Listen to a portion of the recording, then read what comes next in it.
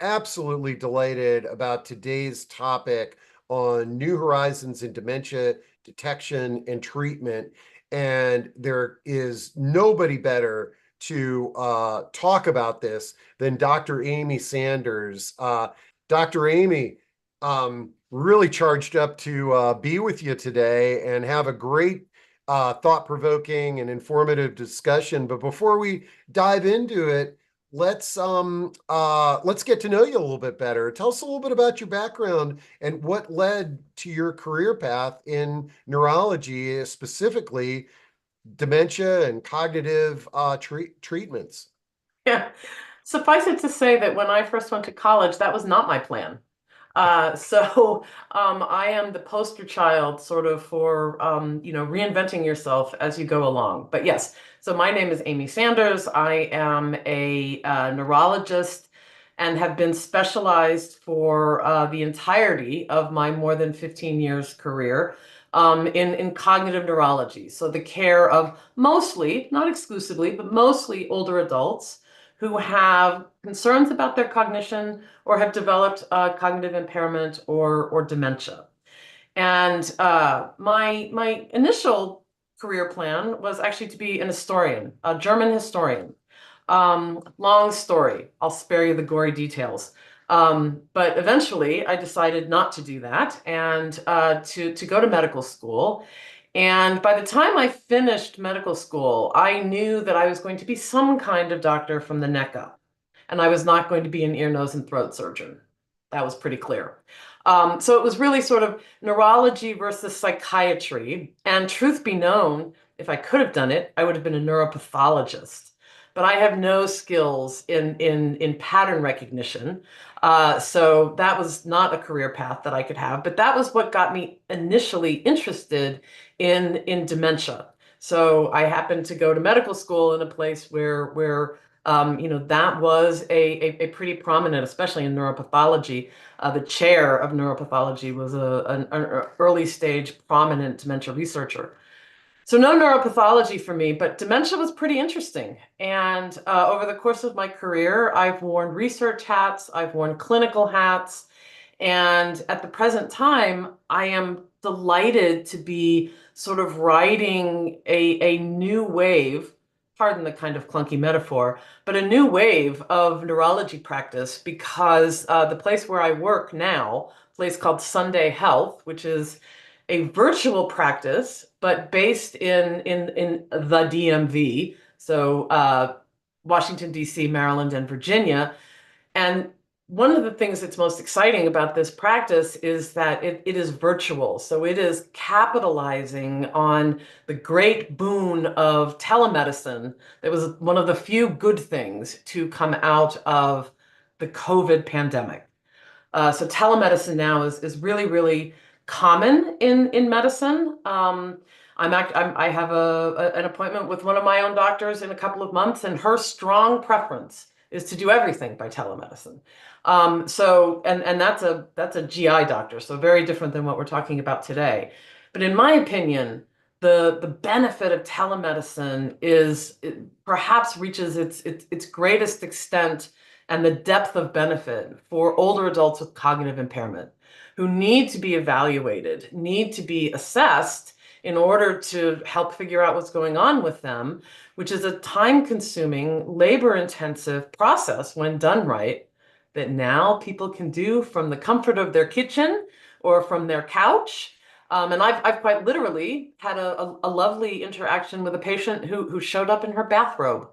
And that's just fine. And one of the great benefits of this new way of practicing. So Well, and yeah, and I got folks, I got to experience this practice in Sunday Health firsthand because I had the good fortune of interviewing Dr. Sanders and one of her colleagues.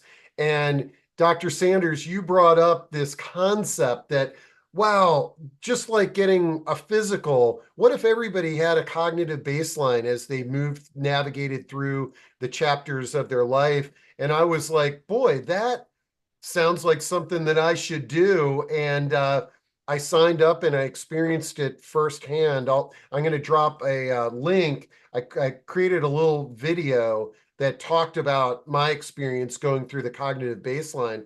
It's really helped me be more self-aware of my brain health, even though I'm in the heart of all this and I hear brain exercises daily. Until I went through that cognitive test and got the baseline, I don't think all that stuff had much meaning. I think getting the cognitive baseline is one of the most important, most beneficial things that anybody can do as they sort of begin the aging process. And I am myself entering into new old age and probably should go find somebody to do my cognitive baseline. But you know, it gives you sort of it's a way of taking your cognitive temperature. You're not ever going to know where your strengths lie, where your weaknesses lie, unless you get assessed. And I'm talking about a somewhat more in-depth assessment than the brief sort of cognitive screenings that people might have when they go for, say, a Medicare annual wellness visit. Although, even then, those sorts of screenings happen far less frequently than they should happen. But you know, really getting an in-depth baseline is one way to, and it's great if that returns with the results that everything looks good. But even then, there are things that we can suggest in order to keep things looking good. And then if we do find a problem, there are now ways, many different ways, non-pharmacological ways, pharmacological ways, common sense ways that we can help people live their best lives, even if they do have some degree of cognitive impairment or some sort of disease that causes dementia. I love it. Now, the title of today's discussion is New Horizons in Dementia Detection and Treatment, and I'm eager to hear your thoughts on this. But one of the best parts of these discussions is they're live and interactive, and I'm really psyched that we've got some questions and comments that are coming in. And as we were talking about online and telehealth, I love this comment from Vivian, who says, bringing an individual with dementia to a doctor's office can be so challenging to caregivers. Telehealth is such a relief for caregivers. And I couldn't agree more. And I'll tell you another healthcare thing that somebody with dementia is next to impossible is dental care. And it's super important. But but the Elva says that this is awesome. Elva actually watched my cognitive baseline and it prompted her to go get one. So I'm glad we encouraged, and Oh, that was that's fantastic. So yes, so this has been my year of dentistry. So it is absolutely true that you know, good oral health is exceptionally important, something that probably gets less emphasis than it deserves. And there definitely are links, not fully explicated yet, but there are links between, say, periodontal disease and risk for developing dementia. So floss, see your dentist, and listen to what they say.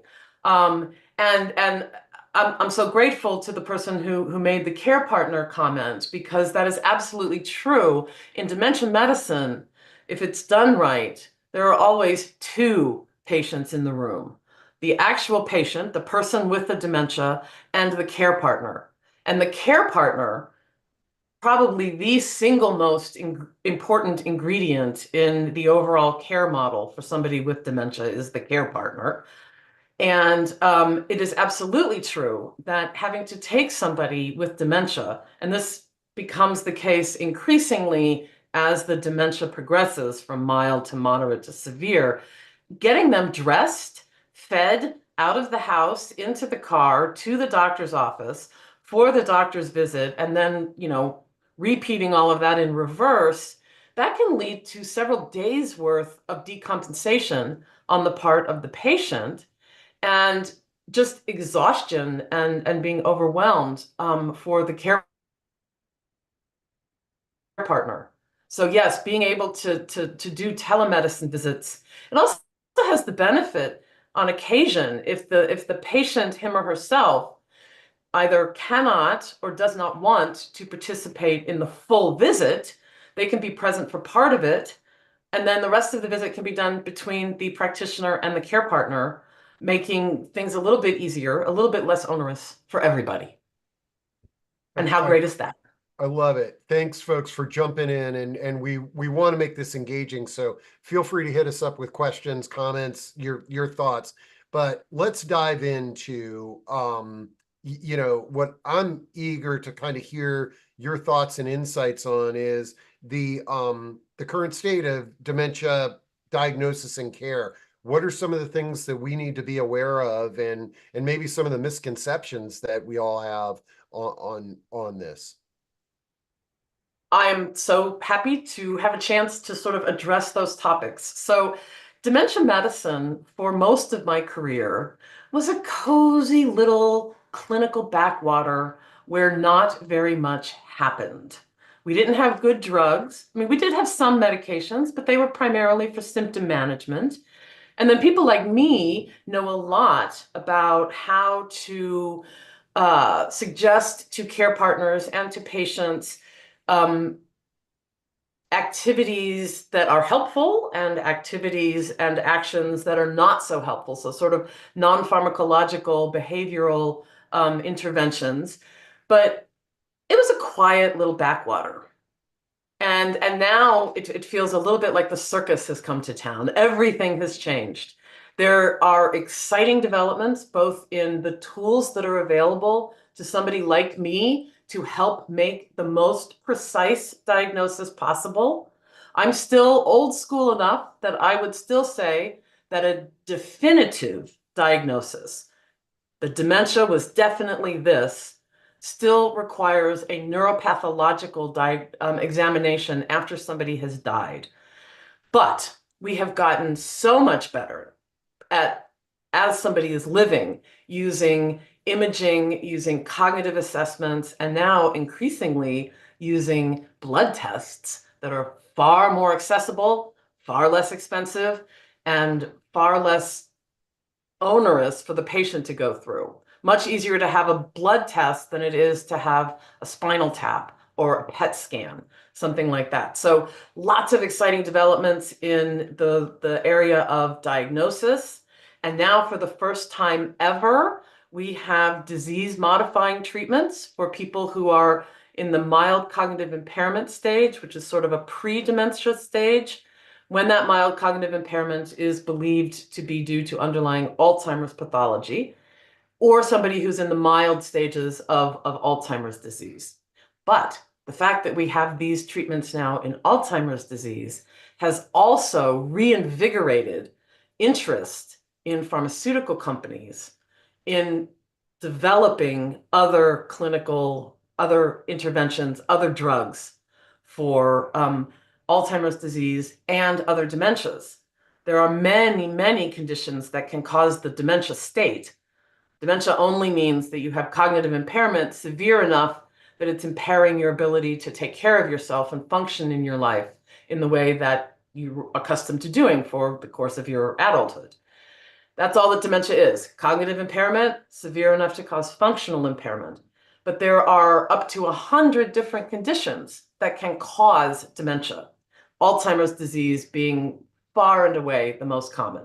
But now we're also seeing drug development in other types of dementia, and also in Alzheimer's disease in other, sort of trying to intervene at other points in the pathological cascade.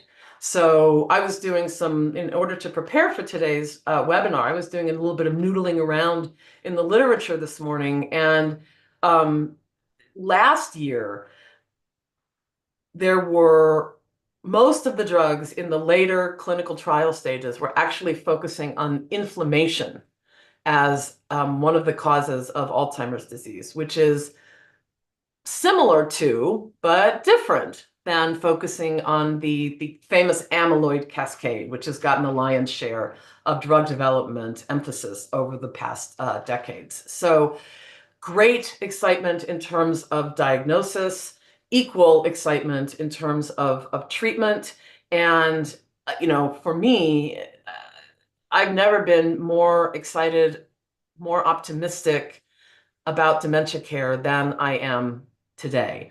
This is not, however, to say that we are without challenges. And one of the biggest challenges is simply finding clinicians, practitioners who can provide good dementia care. So, lots of exciting developments, but we still face some challenges. All right. Well, questions and comments are coming in fast and furious. And Elva, if we can dive deeper into the blood tests a little bit, she is saying, you know, maybe can you elaborate on how these blood tests will complement or replace current methods of detection, and when can we start utilizing these?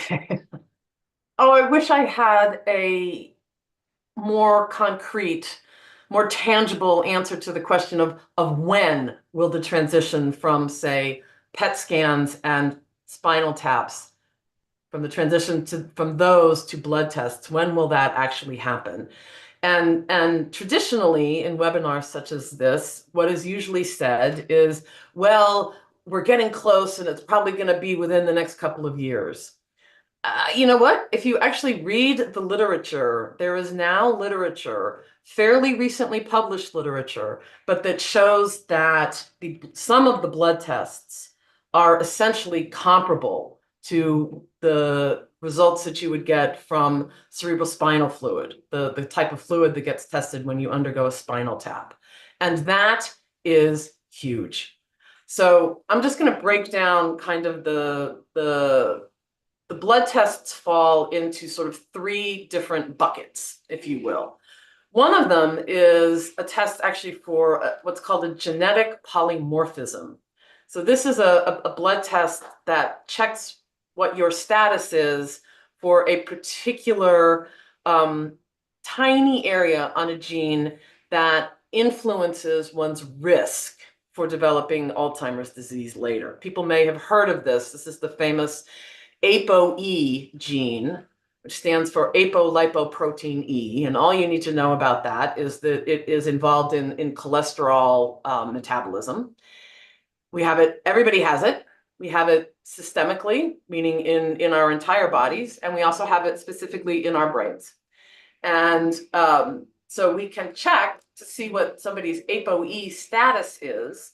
So there are some statuses that are neutral, some that are protective, some that increase risk. And we've been able to test for that genetic polymorphism for a long time. We just didn't do it because we didn't have any treatments that could modify disease.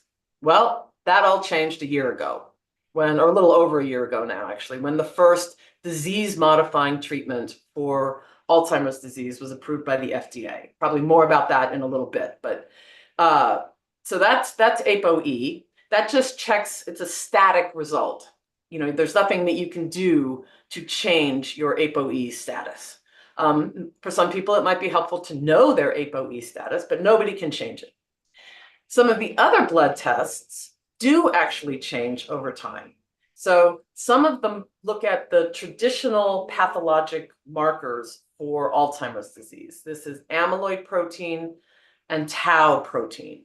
These are both normal proteins that we all have in our brains, but Alzheimer's pathology sort of perverts them and makes them go rogue. And so you wind up with abnormal versions of amyloid protein, and you wind up with abnormal types of tau. Abnormal amyloid protein we can now look at, and this has been a test that has been around for at least a year and a half, public, regularly available. I was ordering it as early as a year and a half ago at Quest, which is one of the big national laboratories. And I was told by the Quest rep that they never balance bill anybody who has Medicare. So if you get this test and you have Medicare, Medicare should cover it and you should not get an extra bill. That's what I was told. Not what I don't have anything to do with setting any of that up. But so some of these tests are now, essentially widely available, easily accessible. Both Quest and LabCorp offer all of the tests that I'm about to talk about. So we can get a ratio of bad amyloid protein to good amyloid protein. Why is that important?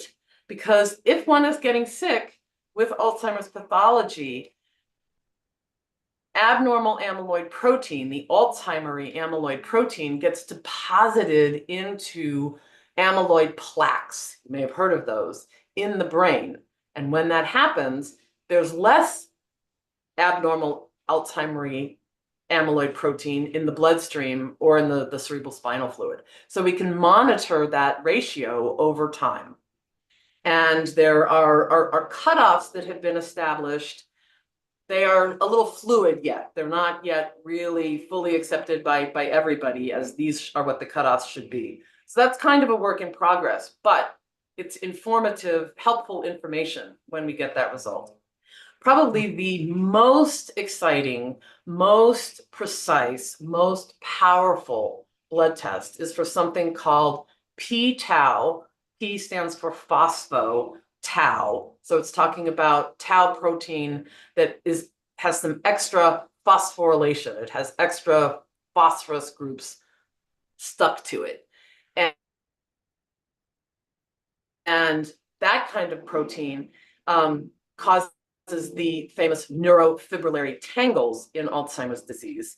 And we can now assess the levels of that kind of abnormal tau protein in the bloodstream. And when I referenced a few minutes ago some recent papers that have shown that they are essentially comparable to doing that testing in cerebrospinal fluid, it's for this p-tau 171. There's another p-tau that we can also check, but it functions in essentially the same way. Then there are a couple of other sort of a little bit more peripheral. So amyloid and tau right at the center of Alzheimer's pathology. A little bit more peripherally is something called glial fibrillary acidic protein, GFAP for short. That can give us an indication of just how much inflammation is going on in the brain. And oddly, for a blood test, is actually probably more effective as a test in blood than it is in cerebrospinal fluid. And then finally, there's something called neurofibrillary light chain, which kind of gives us a general sense of how much neurodegeneration is going on in the brain. So from sort of no blood tests 3 to 5 years ago to a menu of blood tests that we can now obtain that will help us ever more precisely characterize a person's cognitive status and even potentially risk for the future. That was a very long answer. Wow. Sorry. Well, it's great because there's so much going on in this area. I mean, some positive developments, and it's very exciting. Now, again, I want to make sure we respond to our community because they've got lots of questions and comments, and we're going to dive back into some of the testing and diagnosis. But Kathy is asking about non-pharmacological interventions, natural approaches, and she references a couple of authors that I looked up, and I'll share the links. Dale Bresden, Heather Sanderson, and then this Vibrant America's Neutral Zoomer Plus to look at brain health. As a neurologist, what are your thoughts on some of these non-pharmacological treatments, and how do you recommend people look at these? So in general, I would say if it seems too good to be true, it probably is too good to be true, which is another way of saying caveat emptor, buyer beware. The Bredesen protocol is primarily one that is related to assessment of risk. Much of the blood tests that are performed as part of that protocol, you can get much less expensively through your primary care doctor's office. And then my understanding of the Bredesen protocol is that it is set up in order to acquaint people and facilitate their access to supplements that Dr. Bredesen promotes, some of which are available much, much more cost effectively. They're cheaper on say something like Amazon.com. So Okay. that's not my favorite protocol. And I could go into, I don't want to hijack today's webinar talking about No, the no, Dementia but and protocol. I want to And make the sure other one, the last one that you mentioned, I'm not familiar with, so I have some homework to do myself. yeah, and folks, as we've seen, Dr. Sanders is pretty well versed in the developments and that are going on in dementia. But I wanted to make sure to address that because we see and we read a lot of stuff, and actually Elva has a great question comment that she's with the approval of Aduhelm that was disapproved and Oh, such a story there. and now she says there's another market, Ican Mab, is that it? um No, so there are two monoclonal antibodies that are now on the market, approved by the FDA. The Aduhelm, and it's that's the brand name. The generic name was aducanumab, was the first medication approved, and there were some issues probably in that approval process between the pharmaceutical company and the FDA. It was very controversial. And subsequently, Biogen, which is the pharmaceutical company who brought that drug to market, has closed it down. Aduhelm, aducanumab, no longer on the market. However, there now are two additional FDA-approved medications that have a similar sort of mechanism. So they're called monoclonal antibodies. And you can think of sort of the monoclonal part of that being very, very specific conformation in this antibody. So the antibody is sort of a targeted thing that goes after badness somewhere in your body. So when you get your flu shot, for example, which everybody should be doing, if not today, then in the next couple of months, everybody should get a flu shot. And what the flu shot does is give you antibodies to the flu virus, little heat-seeking missiles targeted against the flu virus. Similarly, the monoclonal antibodies are little heat-seeking missiles that go after bad Alzheimer amyloid in your brain. That's how they work. The two FDA-approved mechanisms function in that way in slightly different path points on the amyloid cascade. That's all you have to know about that. The two drugs are the following. One is called lecanemab. That's the generic name. The brand name is Leqembi, which is my understanding is that's a Japanese word for something related to beauty and serenity. And it was a Japanese pharmaceutical company that brought that one to market. So Japanese word for its name. And then the other one is called donanemab. This is an Eli Lilly drug. And I don't know if its brand name, Kisunla, has any particular meaning. I'm not aware of any. But those are the two drugs that have come to the market. Okay, great. And Elva brings up a good point, and I see this as well, is that whenever she sees something that says Alzheimer's breakthrough, she's rather skeptical. How should we evaluate when we see things in the news? Like, is there any, as a neurologist, is there any guidance you could give to us there? I think, as I said before, if something sounds too good to be true, it probably is too good to be true. So here, for me, the poster child would be something like Prevagen, which gets advertised every night during the hour when Jeopardy and Wheel of Fortune are on TV. So people might be tuning into Jeopardy because they think it's good for their brains. I concur. I think it probably is. Prevagen is garbage. Virtually every supplement on the market is garbage. There's some interesting and new data about multivitamins maybe being somewhat protective. So, go out and buy yourself some Centrum Silver, perhaps. Do not buy Prevagen. So there's so much is happening so quickly. If you're reading something in the regular sort of, the New York Times, the Washington Post, that sort of thing, you want to see, is whatever the article is talking about, was that originally published in the peer-reviewed medical literature? And if so, that probably increases the likelihood that you're reading something that has actual substance behind it. But it can be tricky these days because there is so much information coming out so very quickly. Yep, absolutely. Okay, let's dive into sort of the what what is, and I know that you've danced around this, but what can we do today?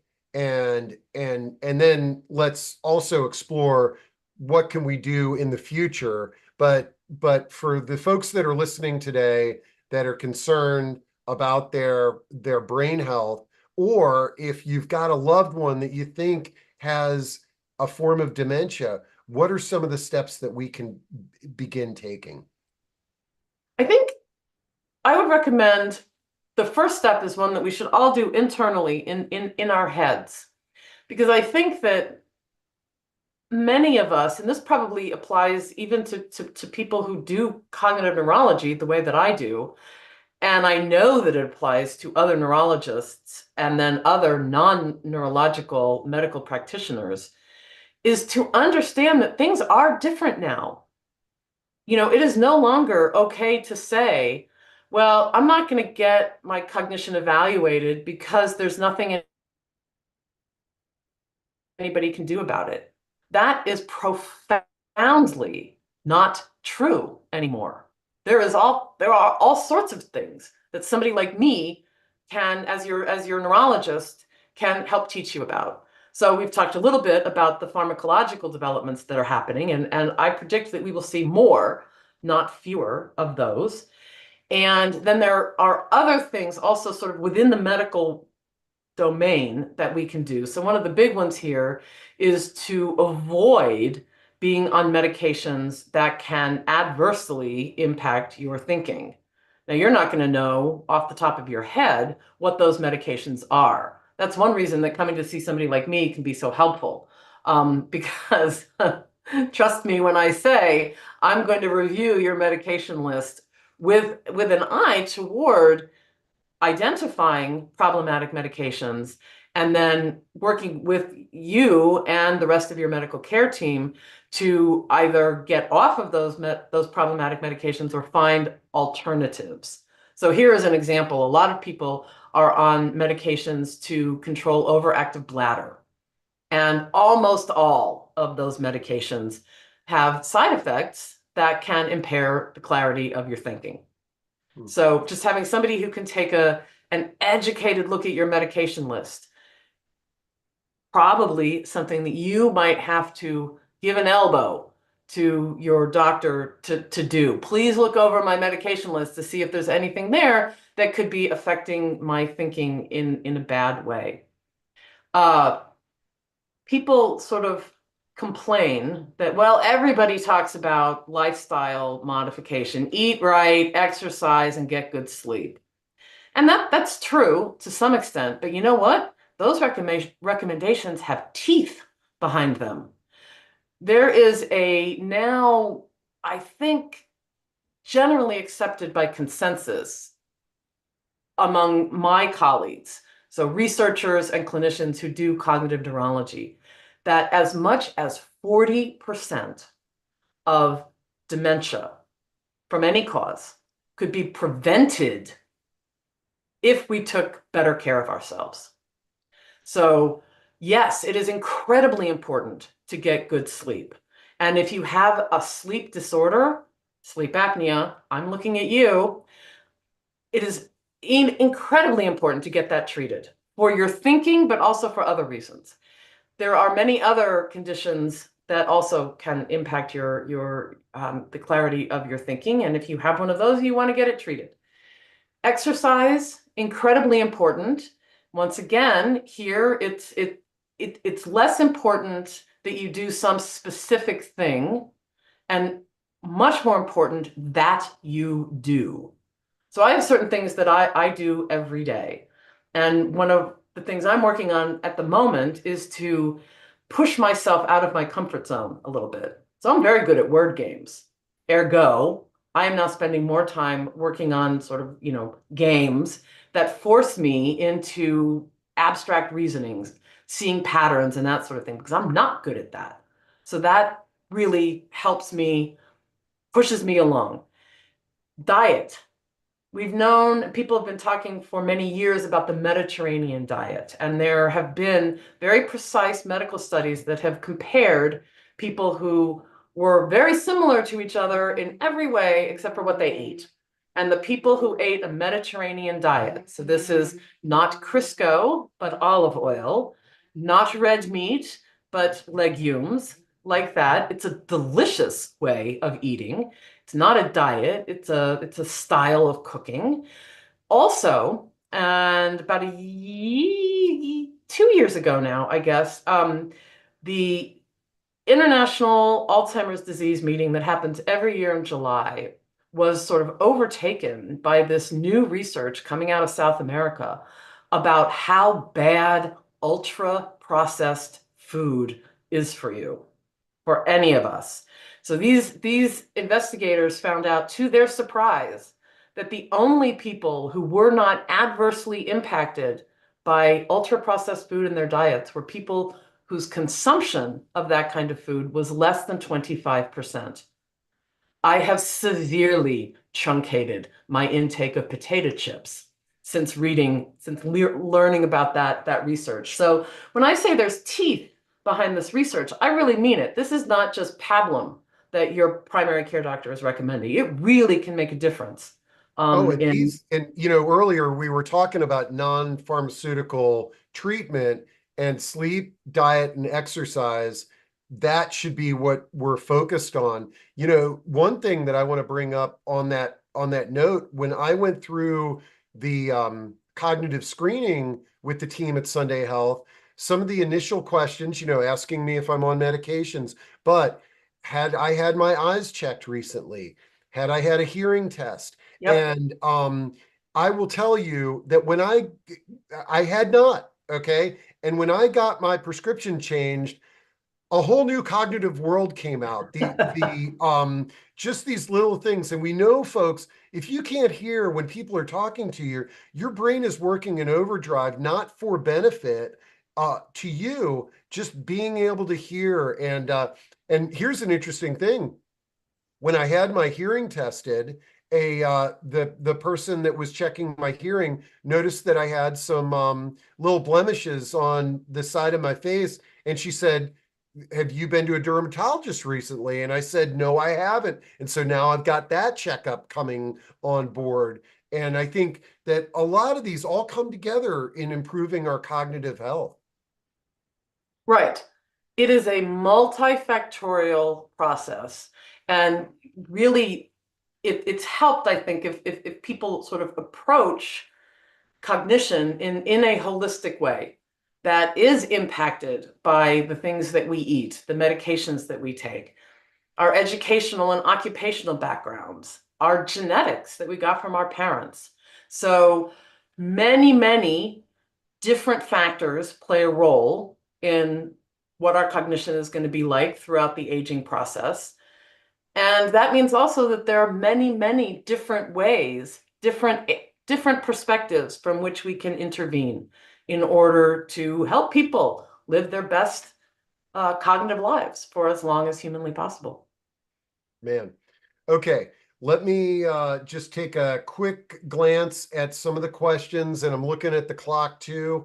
And I want to make sure, Dr. Sanders, if there's any hot topics that you haven't talked about that you want to make sure to address, that you jump on those. But let's just dive into a few questions here. Someone asked the shingles vaccine and dementia. Some recent information was about being helpful and tied to squelching inflammation as well. Any thoughts or insights on this? I think I saw that in the news as well.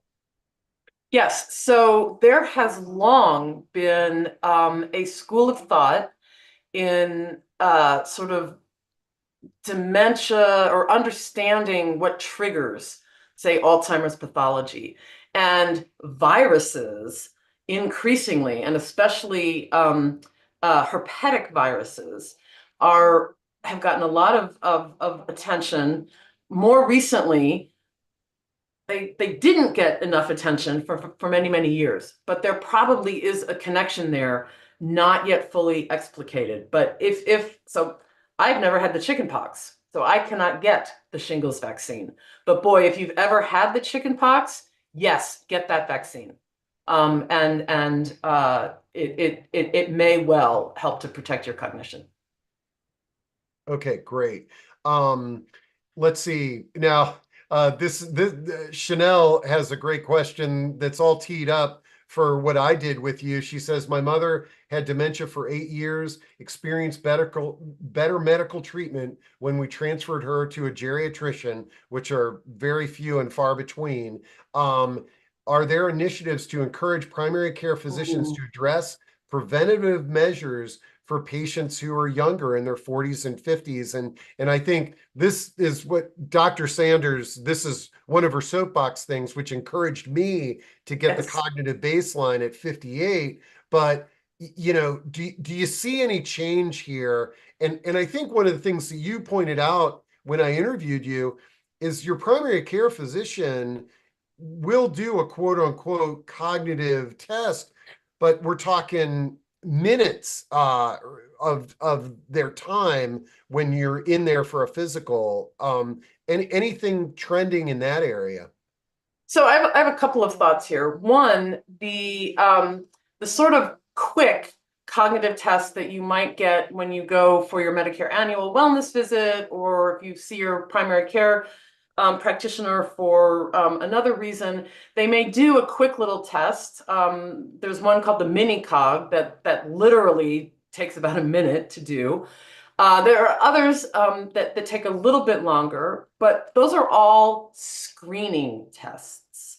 So having a mammogram is a screening test. If they find something on the screening test, if you have, in other words, a positive screen, then what should happen is that one gets referred on for what is called confirmatory testing. So what Steve and I did together was really a brief, took about an hour, I think, if memory serves, but comprehensive domain-specific cognitive assessment, meaning that we assess separately attention, memory, higher order reasoning, language, visual spatial abilities. And that's much more than any brief screening test that you can do does. So that's one thing, is that to understand that what you might do in your primary care office is the tip of the iceberg. And that if there is a positive screen, then you should be referred on for additional care.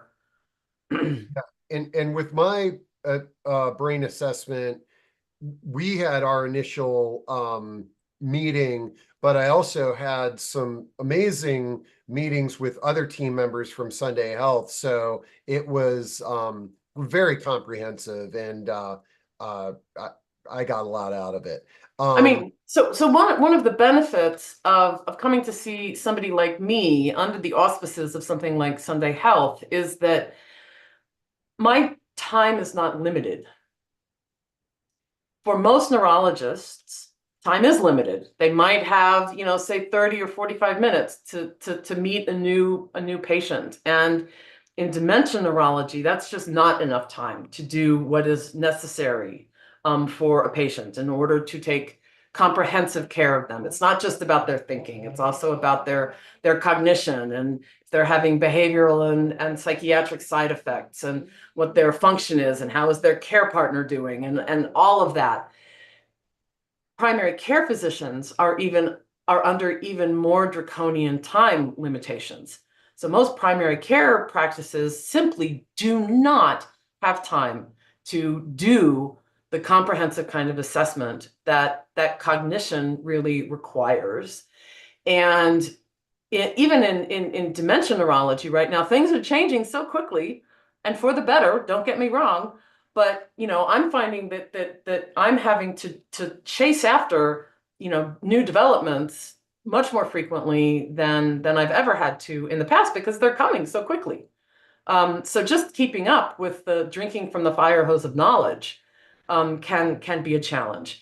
There are not, to my knowledge anyway, and I am certainly not omniscient here, but there are not sufficient programs or initiatives to address the shortage of people who can provide this kind of care. Historically, for dementia, if people were interested in dementia, they became researchers because doing clinical medicine was just too hard. You get no respect, you don't get reimbursed, so you don't make any money. And so, big healthcare systems are not that interested in you because you're going to be a big time sink and you're not going to produce much income. So now there are multiple different kinds of telemedicine neurology practices. And in a place like Sunday Health right now, I could see somebody next week. So we have Yeah. very little wait times. You want a regular neurology practice, you're talking 6 months to a year.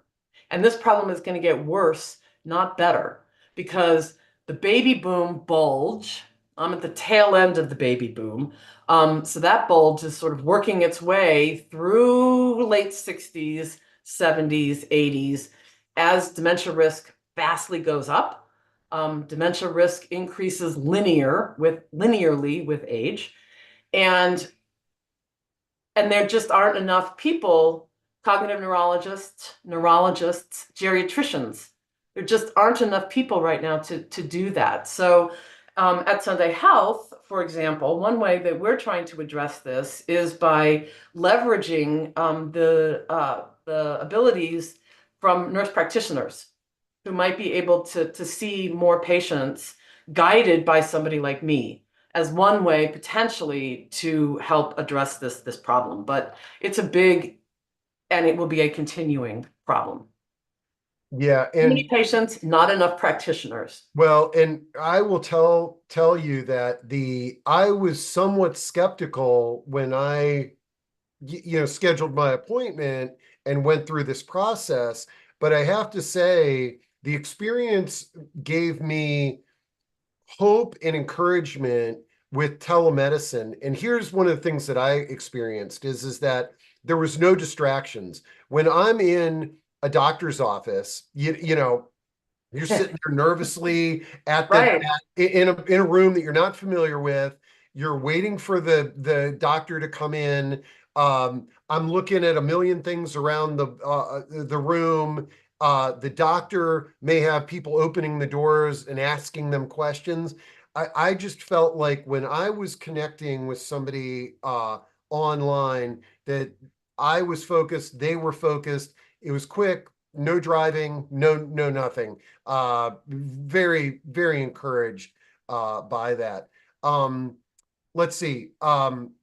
We have a follow-up question when we were talking about shingles, and Janice asks, if you had the chickenpox vaccination as a child, can or should you get the shingles vaccine?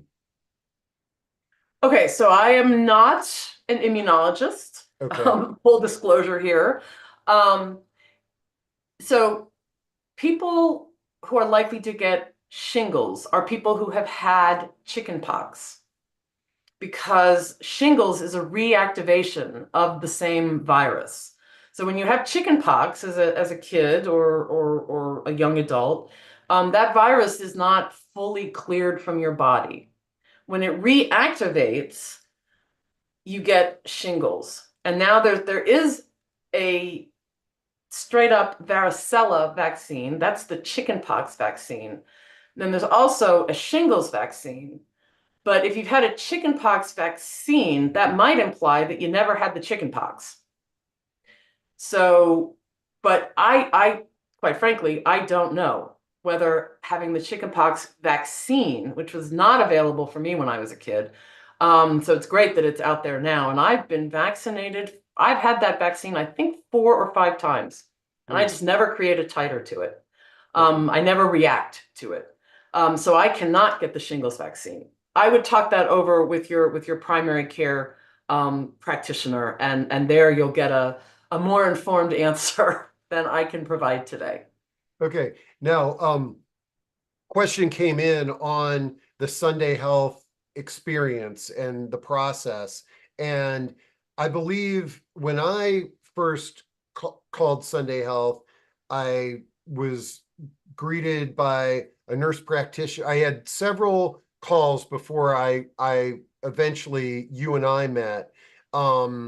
And I believe primarily I was the one that I recall off the top of my head. I don't have my notes in front of me, is a nurse practitioner. How does that information kind of feed up to you, and how does it help you with the client experience and the ability to generate the assessment? Right. So the having nurse practitioners involved in our practice sort of takes me and my knowledge and sort of subdivides it, kind of clones it a little bit. So the nurse practitioners, Sunday Health has two at present.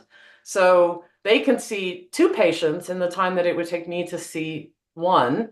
And then they do sort of feed up to me. So they do the initial screening, and then if there's an indication, sometimes just in the results of the screening, but also if there's something in the history. So the history is the information that the nurse practitioner gathers from the Steve, and then the testing is the score that generates.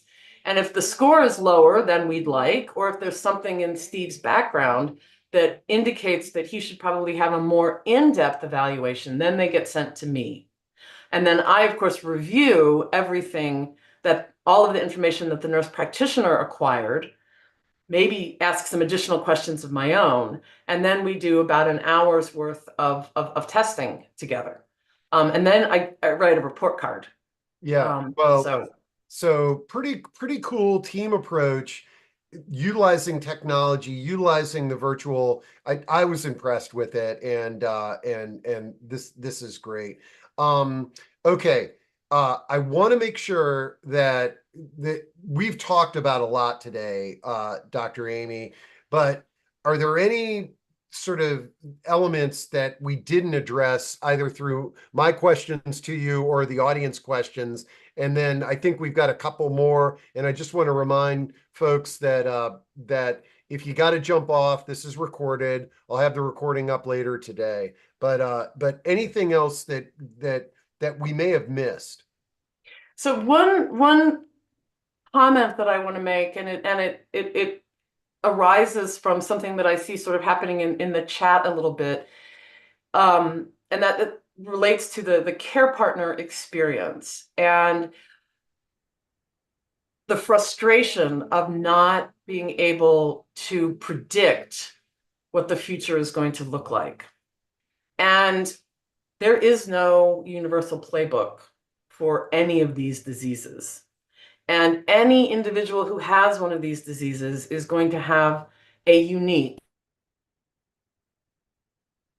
completely individualized experience of the disease, which makes it very difficult to predict with any degree of precision for any particular person what might happen and when it might happen. We know that there are things that happen commonly, but just because they happen commonly doesn't mean they're going to happen to you.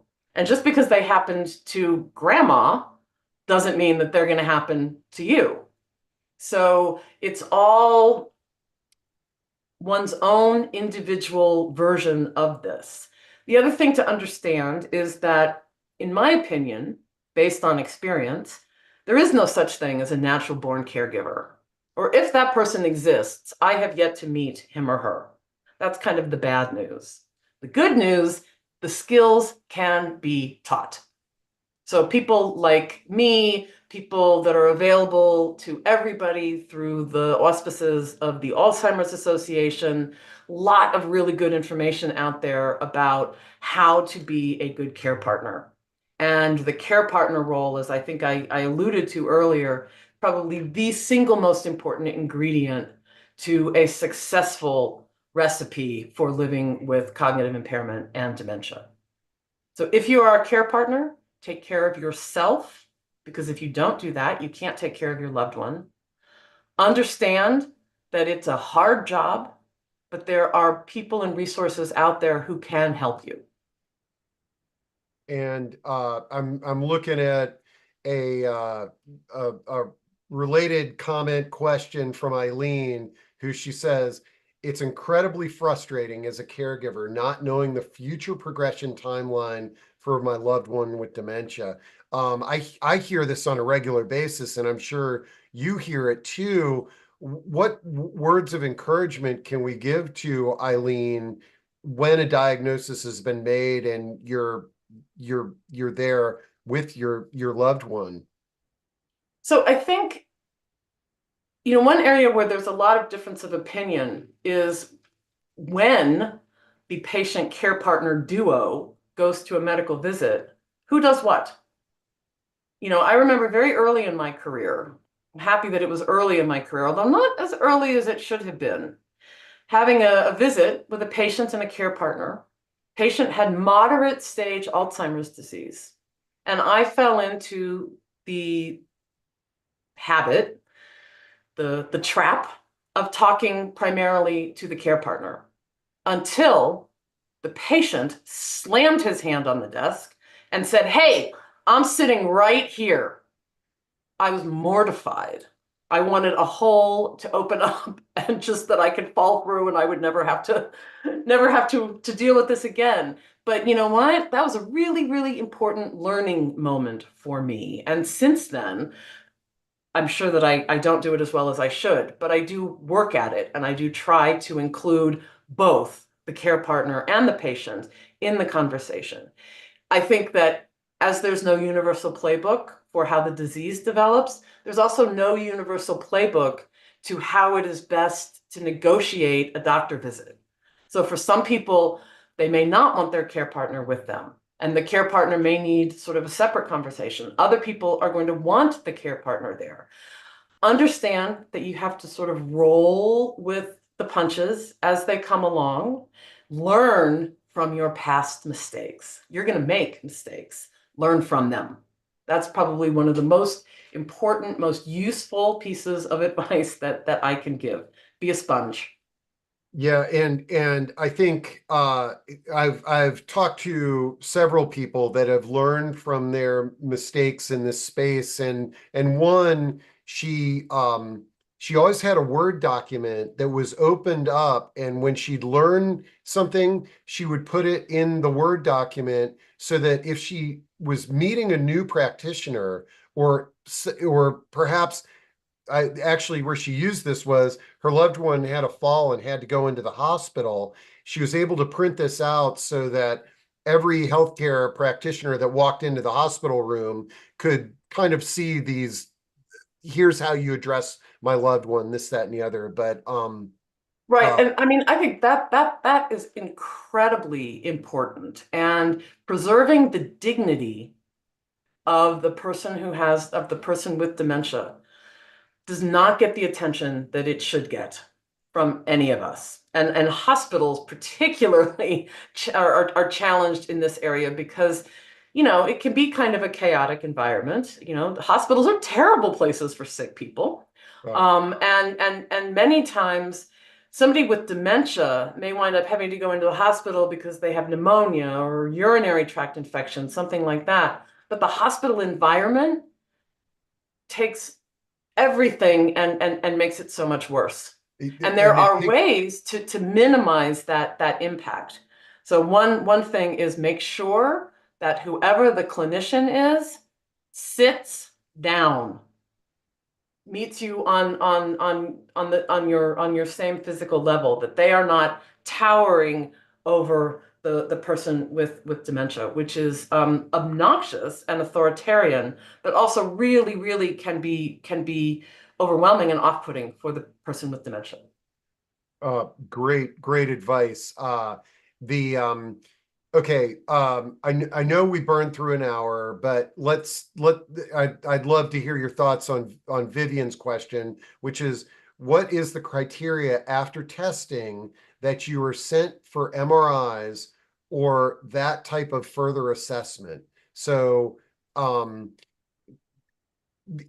can you shed Sure. some Yeah, insight on what she may be asking? absolutely. Okay. So I talked earlier in today's webinar about some of the exciting new developments we have on the diagnostic scene. I didn't talk at all about the standard traditional workup, what we do. So if somebody has cognitive testing and we find a weakness or a deficit in one area of thinking, if they've not recently had brain imaging, MRI always strongly preferred.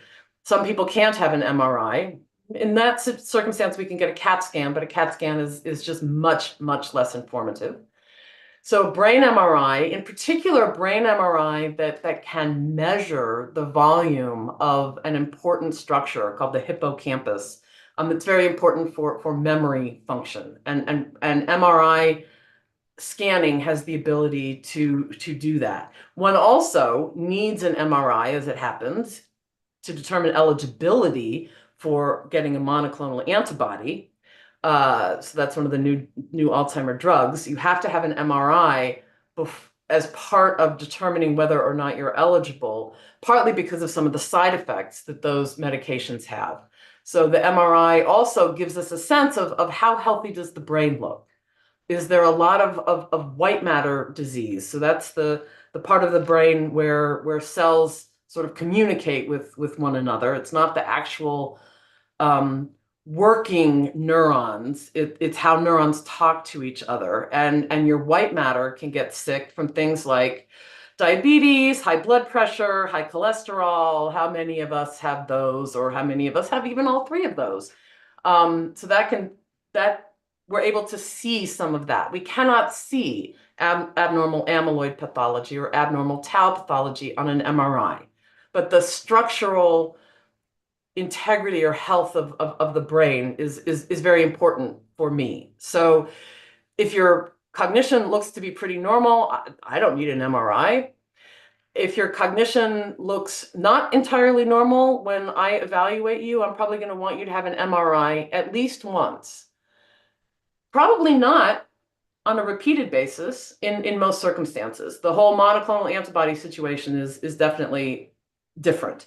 But an MRI is a standard component of the evaluation for somebody who has cognitive impairment. We also want to do some basic blood tests, some screening tests for for things that metabolically could cause or worsen cognitive impairment. So we always check the level of B12 in the bloodstream, for example.